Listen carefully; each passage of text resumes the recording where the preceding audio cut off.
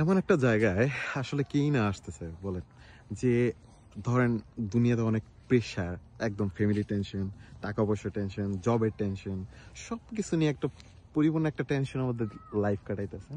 তার মধ্যে 2টা মিনিট, 5টা মিনিট, 10 মিনিট, আধা ঘন্টা একটা সময় নিয়ে এরকম একটা সুন্দর একটা পরিবেশের একটা জায়গার মধ্যে আসেন। আইসার পরে এরকম একটা বেঞ্চ আছে, যেটা আপনার জন্য সরকারে রাইখা দিছে, ইউরোপিয়ান সরকারগুলা।